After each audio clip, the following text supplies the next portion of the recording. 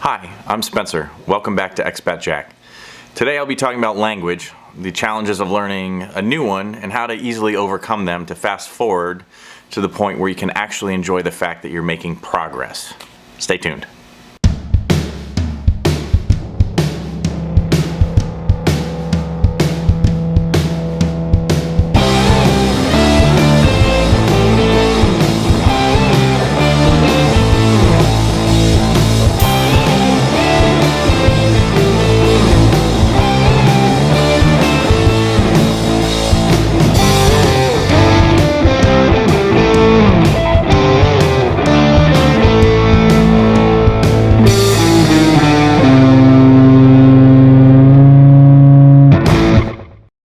Nelson Mandela once said, if you talk to a man in a language that he understands, that goes to his head.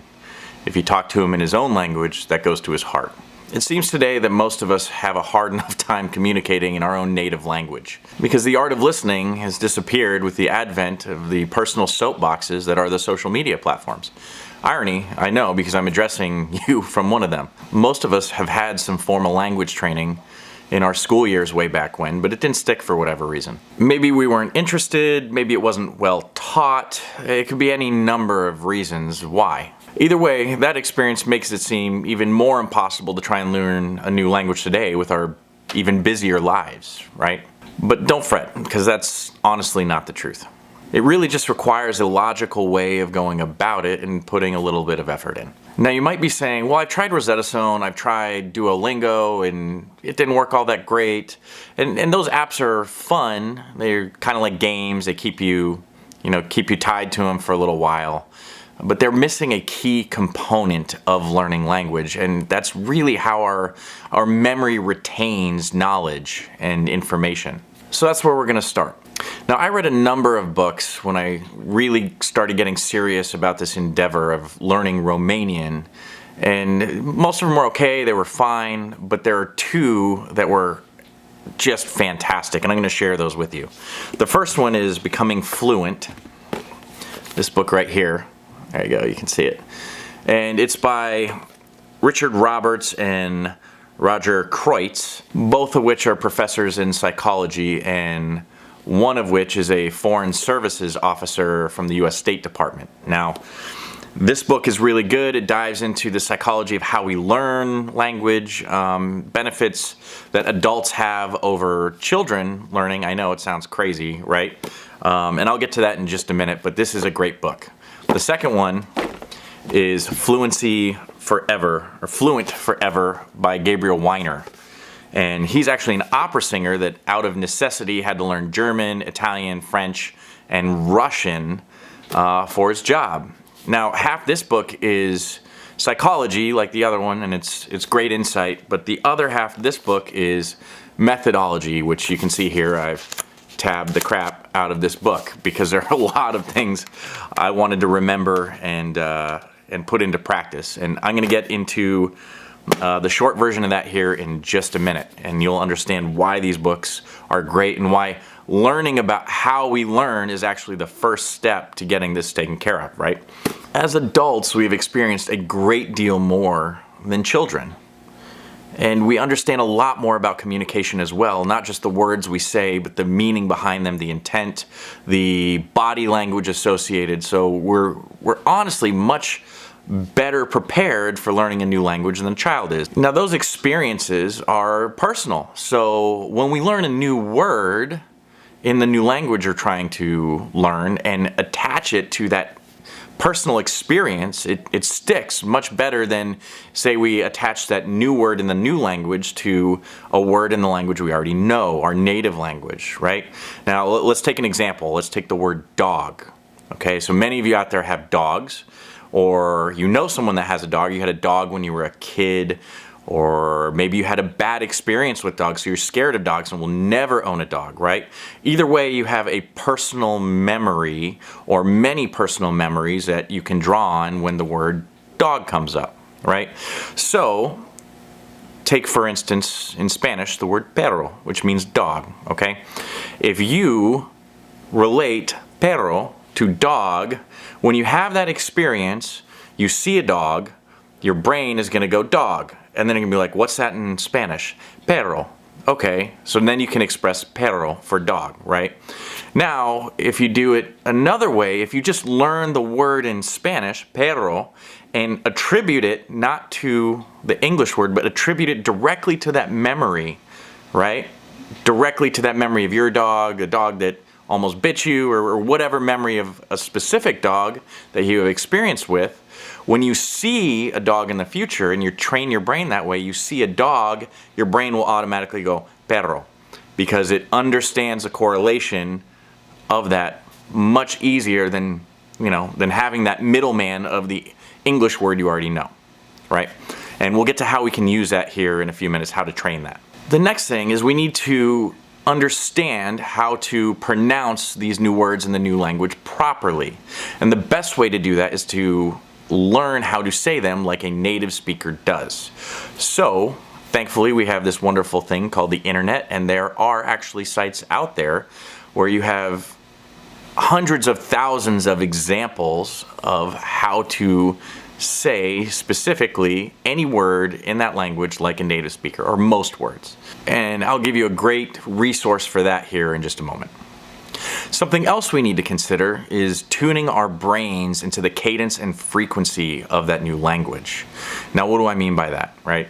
Have you ever put the TV on, say, Telemundo, where all the network programming's in Spanish, and it sounds like they're speaking extremely fast, and you wonder to yourself, oh my goodness, how could somebody ever understand that? Because it just sounds completely foreign to your brain, right?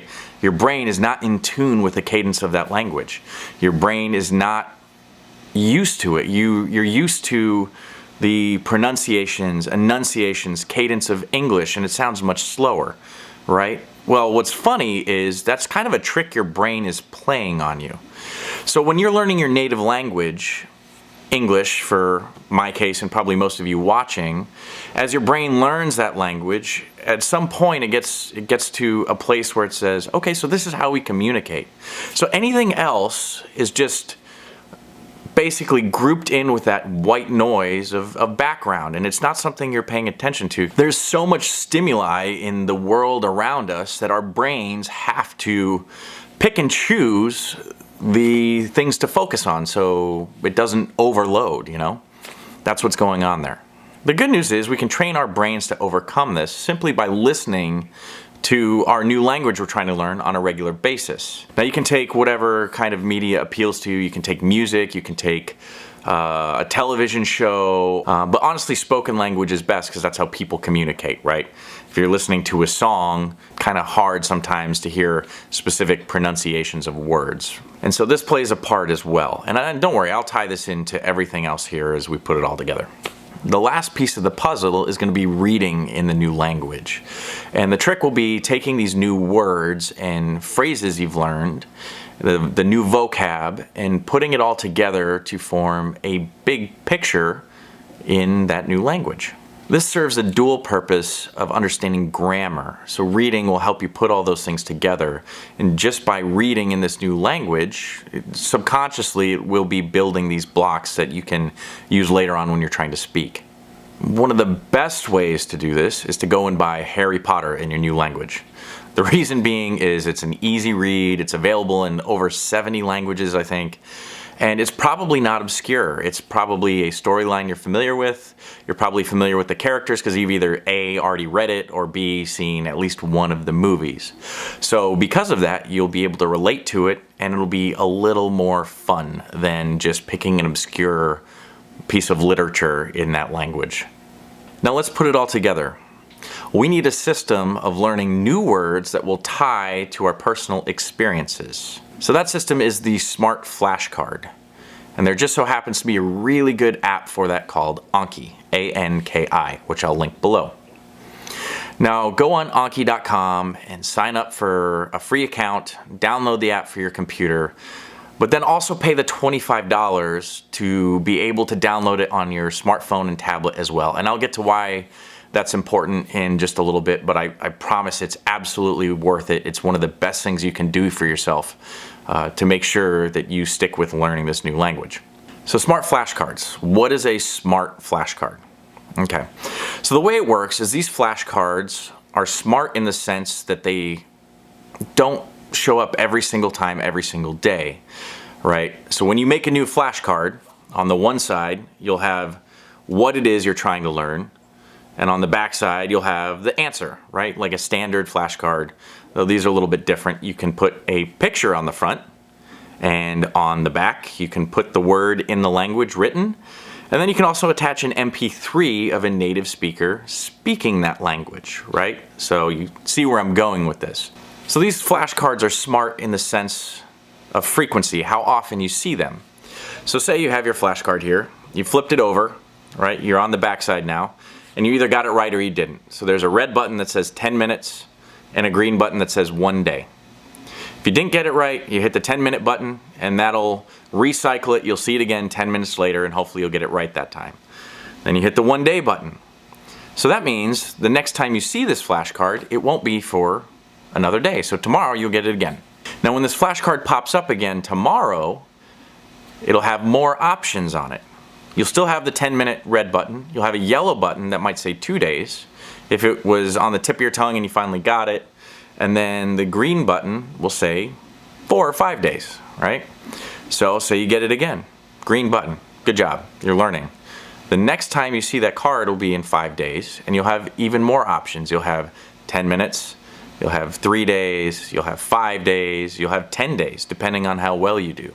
So for instance, I have a couple in my flashcard deck that I'm not going to see again for 2.7 years because apparently I know the word that well. So that's how these flashcards are smart, as opposed to regular flashcards that you make yourself with index cards that, you know, always end up crumpled up at the bottom of a cabinet, never to be seen again. So I mentioned MP3s on proper pronunciation from native speakers. Where do we get those? Well, there's a site called forvo.com, F-O-R-V-O, and on it they have many languages, any number of words in that language. So if you go on that website, you can listen to all these words, but if you make a free account, which you're going to want to do, it allows you to download MP3s of every single one of these words. Now I promise, because they have over 10,000 Romanian words on there, there are more than enough words in whatever popular language you're trying to learn that you can download and listen to a native speaker say. Also, what's interesting is many of the words have multiple native speakers saying that word. Some have male and female voices. Some list specific areas of the country they're from, regions. So, you know, between regions there might be different dialects of that language, so you can hear some different ways of saying it. So now that you understand Anki and Forvo and how those resources can help you, how do we make these cards, right? So what you're going to want to do is you're going to want to have your account on your computer open. The computer is the best for building these flashcards because you can have multiple windows open at once. So you're going to want to have Anki open. You're also going to want to have a browser window with Forvo, a browser window with a Google image search, which I'll explain momentarily, and then also your pictures folder open. Now the pictures folder is there so you can drag and drop onto the front of your flashcard. On the back of your flashcard you'll type in that language what word you're trying to learn. And if you don't have a picture for it, that's where the Google image search comes into play. There are a million images on Google image search, so type in whatever word you're looking for, and just that simple act of choosing that picture yourself will cause that link, that tie to your brain that will help you remember it, right? Much like a memory would. So lastly, you have Forvo on the back of the card. Under where you've written the word, drag and drop that MP3 of the native speaker saying it, and that's how you make a flashcard. It's very simple. Now, why buy the $25 app for your smartphone or tablet? Simply because it gives you notification. You know, that notification, every morning you check your phone, oh hey, I have 8 words to learn today, right? And because you're not making all your flashcards on one day, you're never going to have a million flashcards on one day. It's, you know, going to be somewhere between 3 and a dozen on average. Every morning I wake up, I sit down, I have breakfast, and while I'm eating my breakfast, I just look at my phone and I'm like, oh, okay, I got words to go through, and then I've knocked it out for the day, right? So that's why it's literally what's holding you accountable for learning those words. And it allows you to sync your account between the computer, the tablet, and the phone. So after you've learned those words for the day, at the bottom you hit synchronize, and across all platforms it's the same. So now we come to what words should you choose for your flashcards, right? Wouldn't it make the most sense to say, let's choose the words that are most often used in that language? Yeah. So how do we find that out? Frequency dictionaries. This one here is Romanian Essential Vocab, 2,500 most common Romanian words.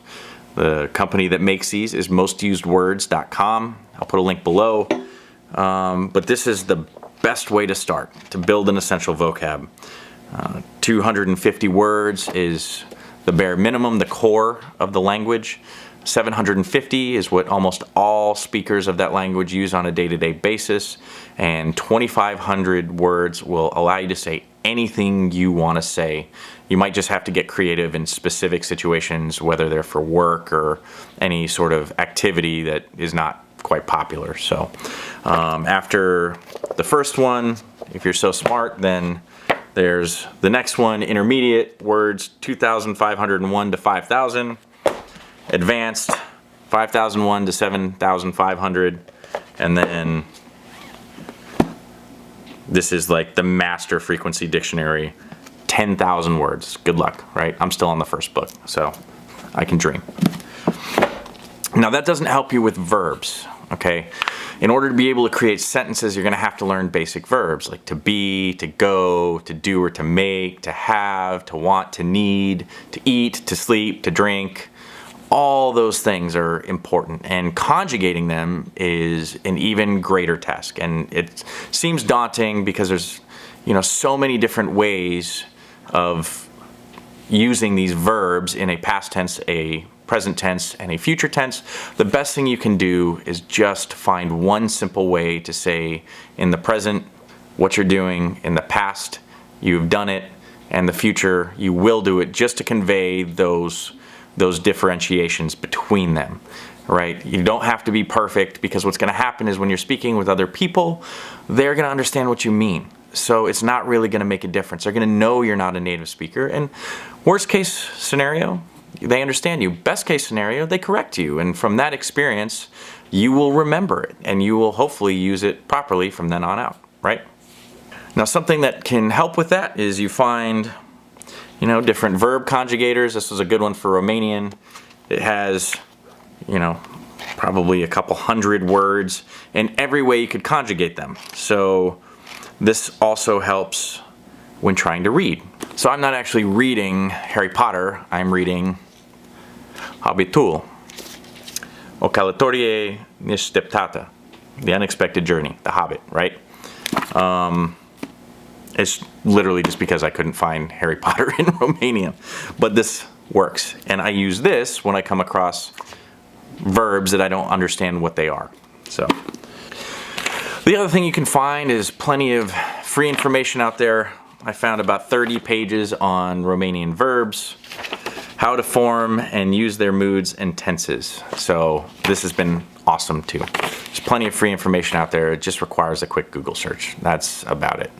So lastly, the best thing you can do after just a couple weeks of building your vocab, understanding basic verbs, listening to the language spoken, just maybe 15 minutes a day from whatever media source you have, and doing just a little bit of reading weekly, you can really start trying to employ this language. Find someone that speaks the language and put it into practice. That's going to be everything. You're doing this to try and communicate, so communicate. Don't worry about failure, because you're going to learn from those failures, and it's going to help you far more than all the rest of it, just because you'll either fail and not want to do it again, so you're going to remember it, or succeed and have a good conversation. You'll be extremely impressed with how quickly you pick up on this new language that you're trying to speak. And that's the point, right? From the beginning, you decided you wanted to learn to speak this new language, you want to communicate in it, so do it, and enjoy the process, because it is really fun. And once you have it, you have it. So if you've learned something here today, please press like, leave a comment. Let me know if this has worked for you, if you've done anything similar, and if you do, come back and leave a comment. And if you want more content like this, please hit subscribe. That's it. You've now been informed. Time to put it into practice. Have a good trip. Good luck on your journey, and may adventure find you. See you next time.